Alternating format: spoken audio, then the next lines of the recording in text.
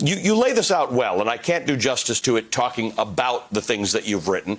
But you're discussing that in a world that we're in right now, where there's lots of people unemployed and there's business not happening, unemployment is higher than it was. Dropping a lot of money into an infrastructure plan makes sense. People will use some of that money and they will start to get the engine of the economy going again. You're talking about thinking about a time when we're back to where we were before the recession, before the pandemic. We had 3% unemployment, not enough people in this country. Everybody's super productive. What then? Yeah, I mean, that's the question. So the constraints are very different when you're operating in a depressed economy. When, as you said, you've got lots of idle capacity, you've got unemployed people, you've got businesses that are desperate for orders, they want to produce more, they're capable of supplying more. That's an economy into which the government can safely spend a whole lot of money, and the economy will absorb that spending without producing inflationary problems.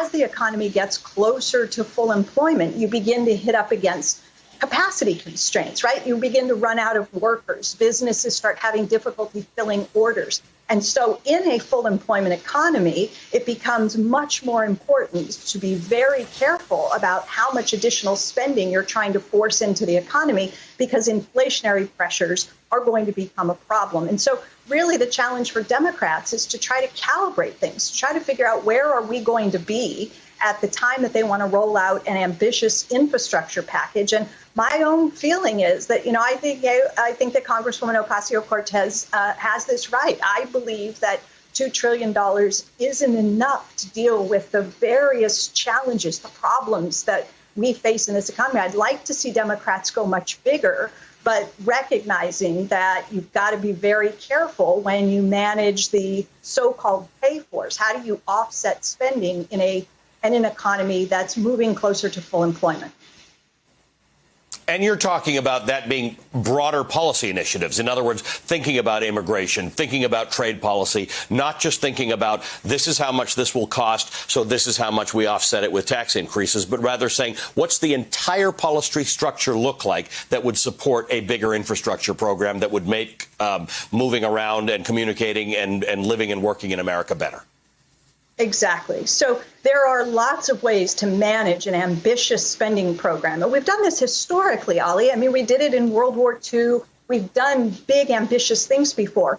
And we've paid attention to the inflation risk. And we've done things like you mentioned, and I mentioned in the piece, immigration policy and other sorts of industrial policies to build out our productive capacity so that when we are running out of people, when we are running out of capacity, there are ways to pull a release valve, to release some of the pressure so that we don't get mounting inflation, but we're still able to continue with that ambitious spending in the economy.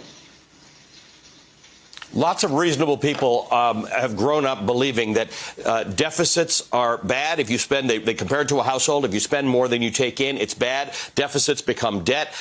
Debt becomes inflationary, and it's all bad for the economy. In as simple terms as you can present it, you do not share that view, and you think people need to sort of update their view of debt, deficit, and inflation. I sure do.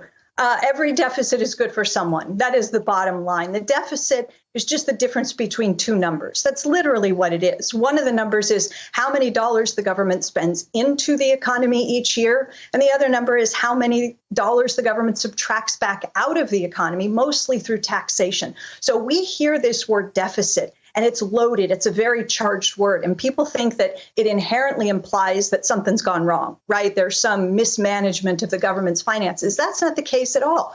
A government deficit is really just net spending. It's how much the government is adding relative to what it subtracts. And so a deficit means the government is making a financial contribution to some other part of our economy. Their deficit becomes our financial surplus. The question is, for whom? Right? The Republicans did huge tax cuts in December 2017.